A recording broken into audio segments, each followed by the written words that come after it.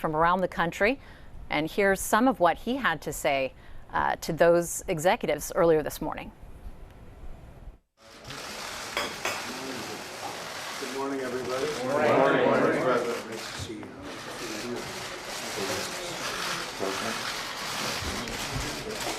Good morning, Mr.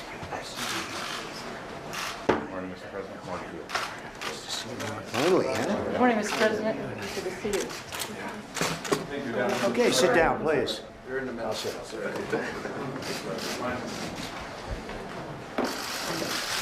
Mark was so nice with the plant. Coming back, I wanted to sit next to him. I must be honest.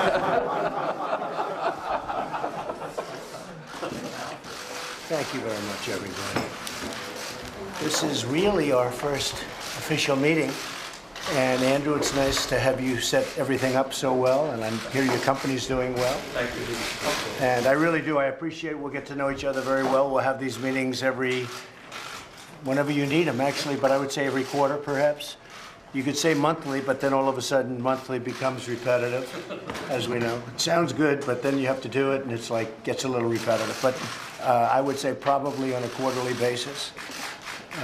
You are great people. You've done an amazing job, and the biggest in the world. And this is a worldwide meeting. And what we want to do is bring manufacturing back to our country. Vice President Pence, good morning, is very much involved with me on that. It's one of my most important subjects. It's what the people wanted. It's one of the reasons I'm sitting here instead of somebody else sitting here. And I think it's something I'm good at. We've already had a big impact. And I want to thank Mark and Ford because you've been great. I think Maryland is going to be terrific. But we're going to find out soon, right? That's Lockheed Martin.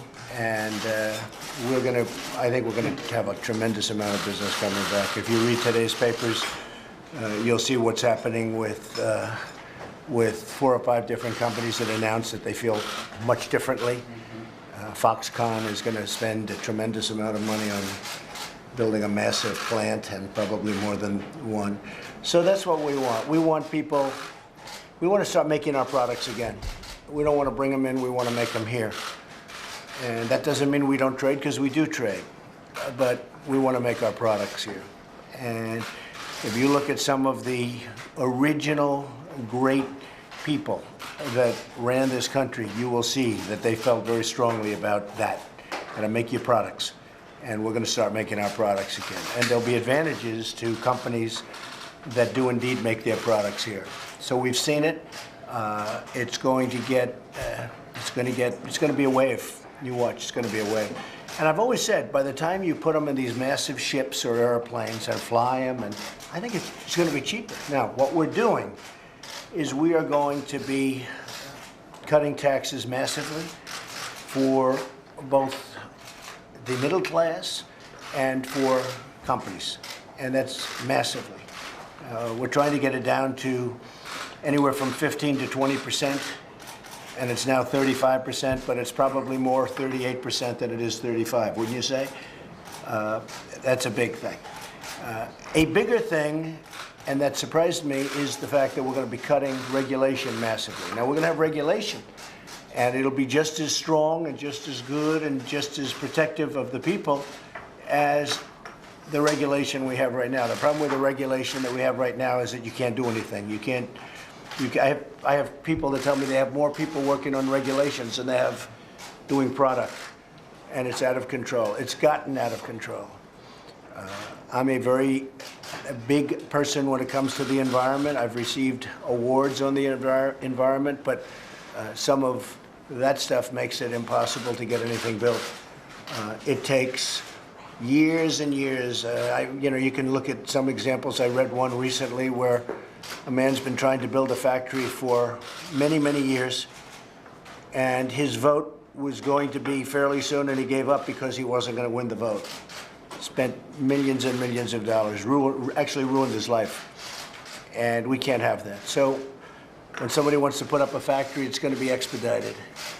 And you have to go through the process, but it's going to be expedited. And we're going to take care of the environment. We're going to take care of safety and all of the other things we have to take care of. But you're going to get such great service. There will be no country that's going to be faster, better, more fair, and at the same time, protecting the people of the country, whether it's safety or so many other reasons where regulations are good. We think we can cut regulations by 75%, maybe more, but by 75%. Have, in a certain way, better protections. But when you want to expand your plant, or when Mark wants to come in and build a big, massive plant, or when Dell wants to come in and do something monstrous and special, you're going to have your approvals really fast. Thank you, sir.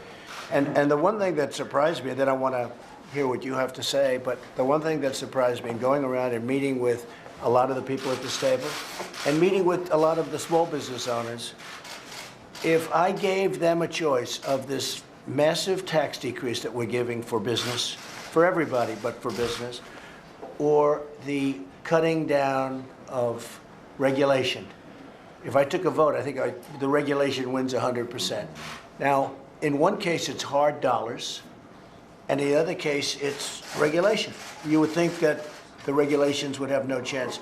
I've never seen anything like it. Virtually everybody is happier with regulation than even cutting the taxes. So the regulations are going to be cut massively, and the taxes are going to be cut way down. So you're going to have now incentive to build. The one thing I do have to warn you about, when you have a company here, you have a plant here, it's going to be in Indiana, or it's in Ohio, or it's in Michigan, or it's in North Carolina, or Pennsylvania, anywhere in this country. When you decide to close it, and you no longer will have a real reason because your taxes are going to be lower.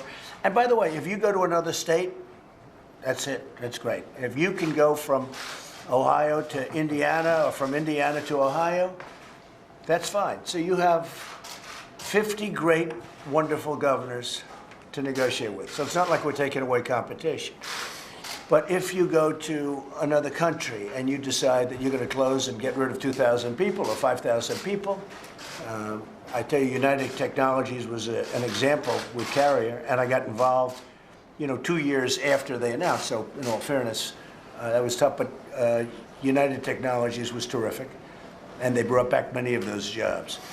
But if that happens, we are going to be imposing a very major border tax on the product when it comes in, which I think is fair, So a company that wants to fire all of its people in the United States and build some factory someplace else, and then thinks that that product is going to just flow across the border into the United States, that's not going to happen. They're going to have a tax to pay, a border tax, a substantial border tax.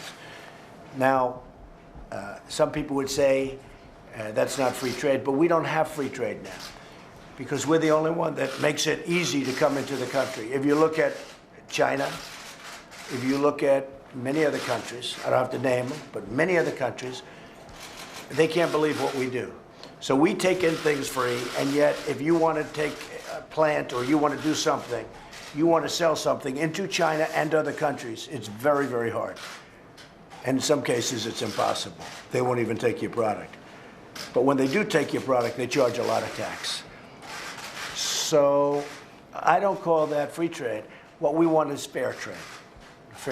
And we're going to treat countries fairly, but they have to treat us fairly. And if they're going to charge tax to our countries, if, as an example, we sell a car into Japan and they do things to us that make it impossible to sell cars in Japan, and yet they sell cars into us and they come in like by the hundreds of thousands on the biggest ships I've ever seen, we have to all talk about that. It's not fair. It's not fair. Never was. I just can't believe it took so long for somebody to come along. So that's the only thing I will tell you. So essentially, I'm talking about no tax, because if you stay here, there's no tax. Somebody would say, oh, Trump is going to tax. I'm not going to tax. There is no tax, none whatsoever. And I just want to tell you, all you have to do is stay. Don't leave. Don't fire your people in the United States. We have the greatest people.